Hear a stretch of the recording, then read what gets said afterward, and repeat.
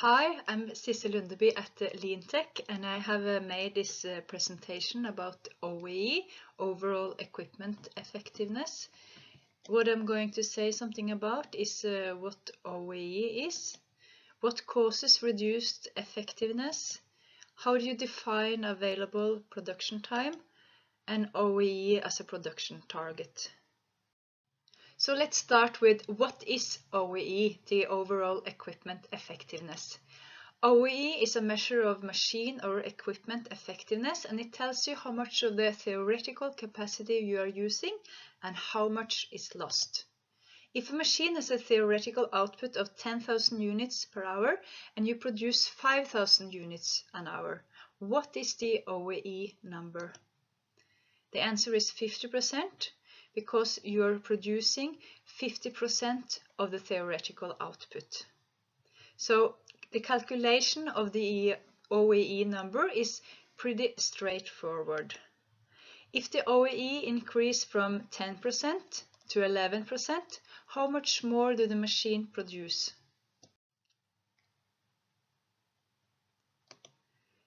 And it produces 10% more. The way you calculate it is that you take the new OEE number divided with the old one and multiply with 100%.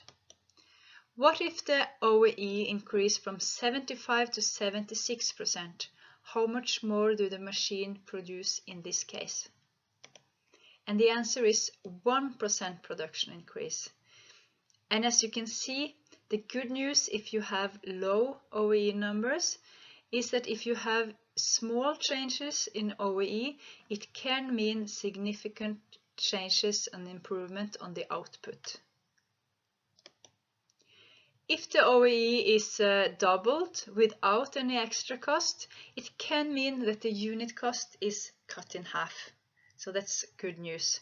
But you have to be aware of if you have increased the OEE, but at the same time you are producing more scrap and rework, you have increased your quality cost. So you have to consider this.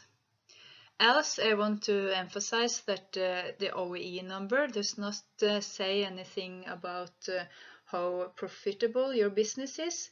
You can have a profitable business having OEE, low OEE numbers, and you can also have a non-profitable business having high OEE numbers. It depends on your competition and your industry, and it also depends on how you define the OEE number, and I will come back to that. Typically, the car industry, they have been working a lot using lean tools and focusing on machine efficiency, so they can have very high OEE numbers, while other businesses can have lower OEEs. Especially if you have time-consuming product switches, that could give you lower OEE. Next, we're going to look at losses that reduce effectiveness. In the previous slide, I showed you an example where you had a machine that theoretically could produce 10,000 units, and it produced only 5,000, giving an OEE number of 50%. But the interesting thing is to know, why is the OEE number 50%? What is causing the reduced effectiveness?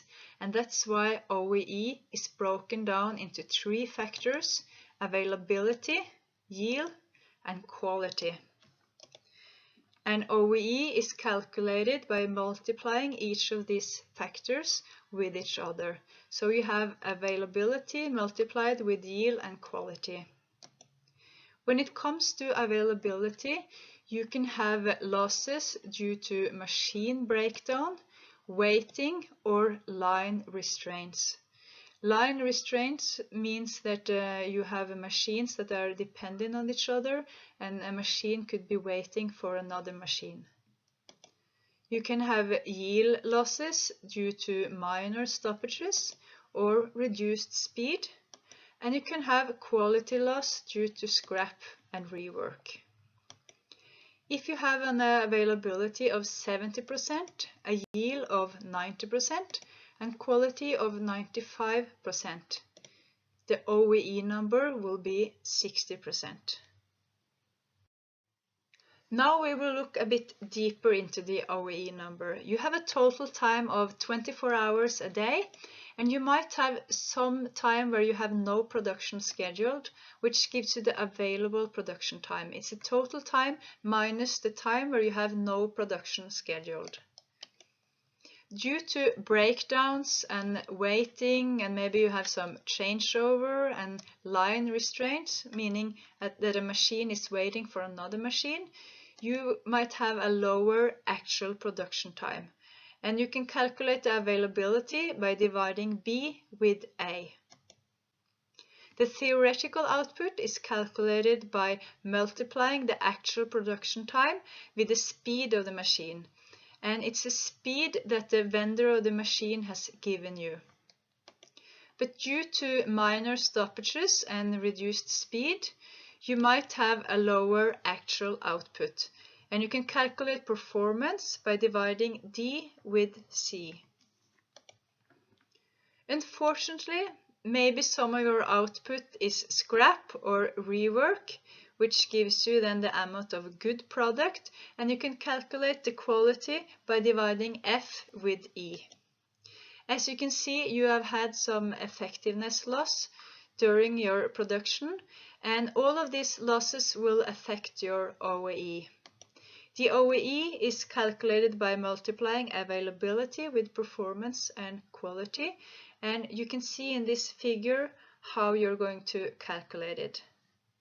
As you can see, it's the available production time that is the basis for the OEE number. So it tells you how much of the available production time you are utilizing efficiently. It means that the time where you have no production scheduled does not affect your OEE number, and that's why you have to be aware of how to define your available production time, which I will explain in the next slide. So how should you define the available production time? I recommend you to spend some time on defining it, because it's not that interesting with only one OEE number. What's interesting is to look at the OEE over time and look at trends. And if you change the definition of the available production time, you can't compare the OEE numbers. So spend some time defining the available production time and then stick to the same definition so that you can compare the OEE number. Should it be the time during a shift? Is it while the machines are fully staffed? From machine starts until it is stopped for the day? Is it from the production line is ready to produce until it is shut down? And what about lunch break? And I have a story I like to share. I was working for a company where we focused on increasing the OEE, which we did. The only problem was that we didn't have an increased output. So something was wrong, and when we investigated this, we noticed that the operators, they had started to hit a pause button on the HMI panel when they went for lunch, and the OEE calculation was automatically calculated, and when they hit this pause button, it meant that the lunch break was not included in the available production time. So the increased OEE was not due to increased output, it was simply due to a change in the definition of the available production time. So just be aware of how you are defining your available production time so you're not getting fooled. And what about changing production schedule? Maybe you have an increased demand and you have to change from only one shift a day to maybe as much as 3 shifts a day. How are you going to define your available production time? My advice is to try and get this automatically registered. If you have to manually define your production schedule, it's more likely that it won't be done, or it can contain some errors. So just think about this. What about maintenance? Would you like to include it or not? Define the available production time based upon your interest. What would you like to measure? And my advice is to make it as simple as possible. If you have some signals that are registered automatically, use them instead of manually registering. In my last slide, I'm going to say something about OEE as a production target. OEE is affected by availability, performance, and quality, and all three factors affect the OEE equal. But what about the cost? If it's bad quality that is reducing your OEE, it's more expensive than if it's availability and performance, because you have the quality cost in addition to the cost of reduced effectiveness of the machine. And what would you like to achieve by using OEE as a target? Would you like to handle increased demand from the customer? Would you like to increase production without investing in additional equipment? Would you like to decide which machine is the bottleneck, which machine has the lowest OEE, so that you can work on improving this machine? And do you aim for a high average OEE, or do you prefer a stable OEE, meaning less variation and more predictable process? If you're aiming for a high OEE, my experience is that if you have a shift that are focusing very much on the output of the machine, they tend to forget about cleaning and maintenance, and you might have the situation where the next shift are suffering and they have a lower OEE because they have to do all the maintenance and cleaning. So if you're focusing a lot on high OEE, you can have a more unstable OEE in the short term. So you have to just consider what you're aiming for.